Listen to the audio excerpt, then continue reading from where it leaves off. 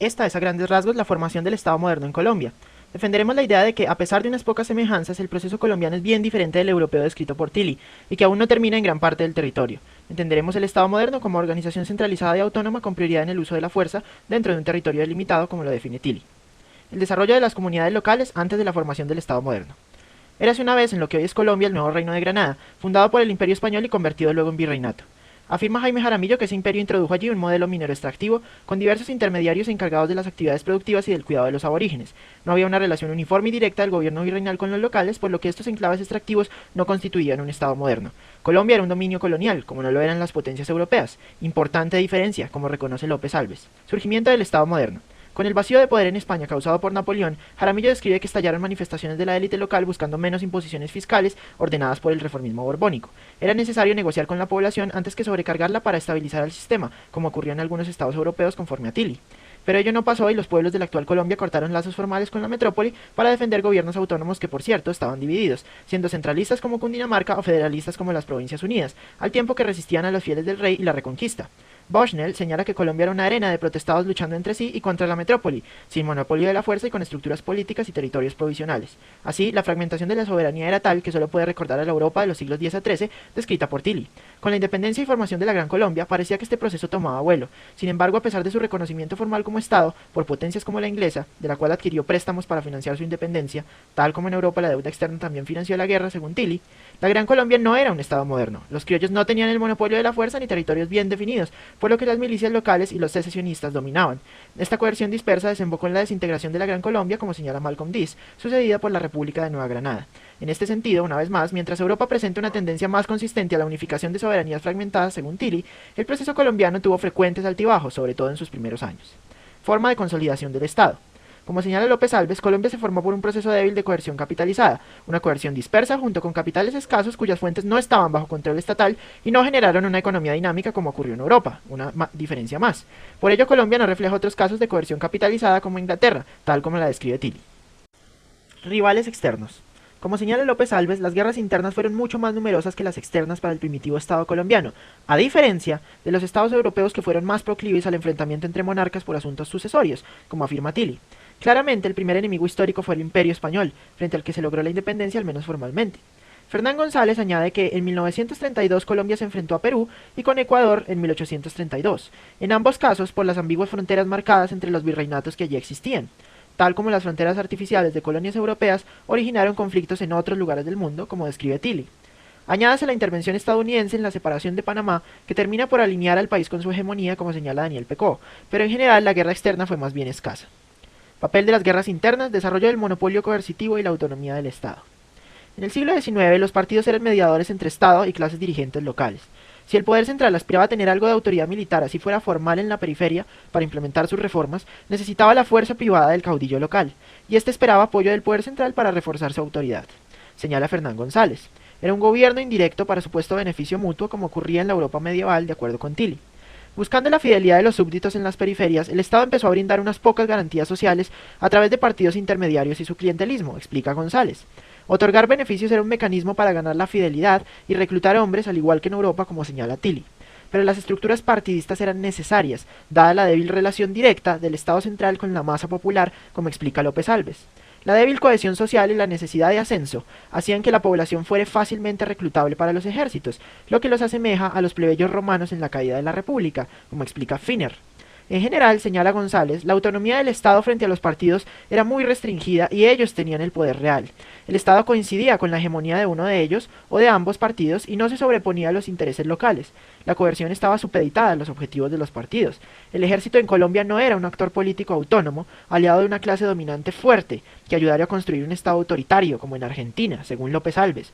O a diferencia de Europa, donde el absolutismo fue de la mano con la formación de algunos estados, como señala Tilly.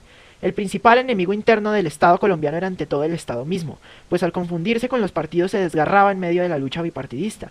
De ahí su debilidad, su disparidad con otros estados como Argentina o como algunos de Europa, donde el Estado podía entenderse como un actor de poder unificado y cohesionado, según López Alves.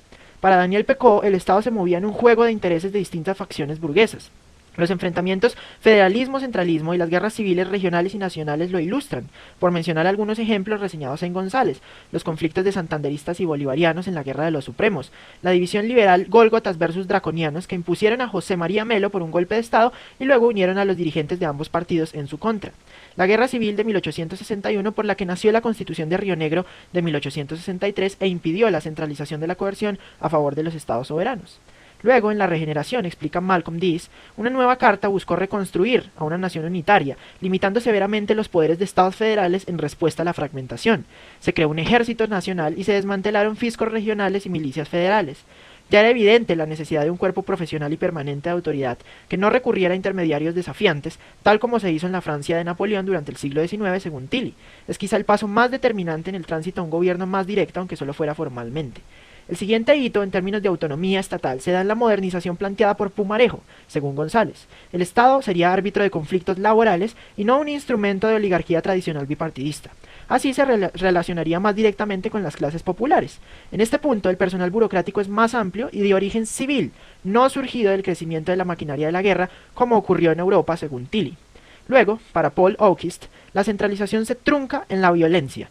El Estado colombiano se derrumba parcialmente por las rivalidades sectarias y el uso particular de la fuerza.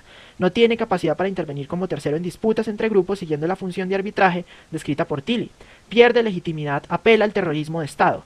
Posteriormente se abre paso al acuerdo bipartidista sobre reparto de poder y alternancia, que según Jaramillo solucionó los conflictos políticos sometiendo al Estado a una lógica bipartidista más armónica. En ese periodo es destacable la reforma constitucional administrativa del 68 de Carlos Lleras, reconocida como un avance importante en reorganización burocrática, un tema que en Colombia no tuvo tanto que ver, reiteramos, con la expansión del aparato militar como sí sucedió en Europa.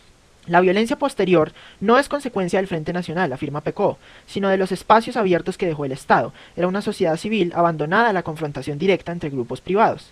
A partir de 1980, explica Fernández, la guerra limitada y subordinada a lo político se volvió absoluta, ilimitada e irracional.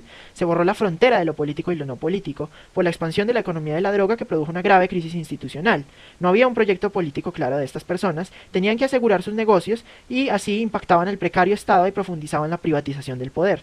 En suma, mientras el papel de la guerra en la formación de los Estados europeos llevó a su expansión y especialización, en Colombia conlleva antes a la perpetua debilidad e incapacidad estatal de monopolizar la fuerza, lo cual se profundiza en la violencia.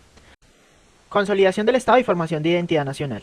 De acuerdo con Fernán González, fueron los partidos quienes primero proporcionaron la identificación colectiva de los individuos con la vida política nacional a través de una lealtad con el jefe político local y de ahí con el nacional. Esa relación podía darse por convicción o por acceso clientelar a beneficios.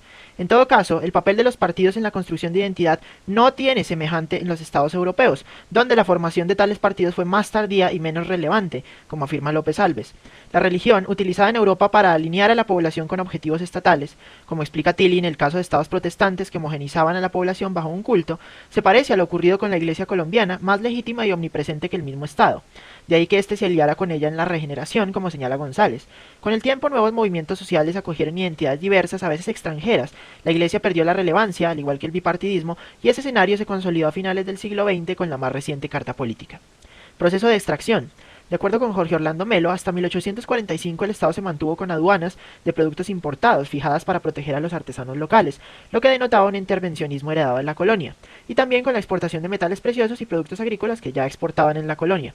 Las condiciones geográficas imposibilitaron la creación de un mercado nacional eficiente entre ciudades por las que circulara el capital a extraer, problema no tan común en los estados más urbanos de Europa, según Tilly. Fue a partir de 1850 cuando se asumió una visión liberal del Estado mínimo, que acabó los monopolios como el tabaco, expropió bienes de la Iglesia, fortaleció la propiedad privada y la circulación libre de mercancías, redujo aduanas facilitando importaciones y perjudicó de paso al sector productivo nacional. Se colonizaron tierras aptas para la agroexportación. Es en esta revolución liberal que el Estado se retrae como concentrador de capital y deja todo en manos privadas frente a los que no es autónomo, como afirma González.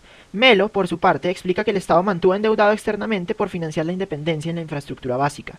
pues sin burguesía local fuerte, circulación eficiente de capitales de los que pudiera extraerse el crédito, había que recurrir a potencias internacionales a diferencia de ciertos estados europeos cuyas propias ciudades reunían las fuentes del crédito, una diferencia más, como señala Tilly. Con la modernización a principios del siglo XX, la extracción de impuestos y crédito crece, por la expansión de las ciudades e industria, como describe Bushnell.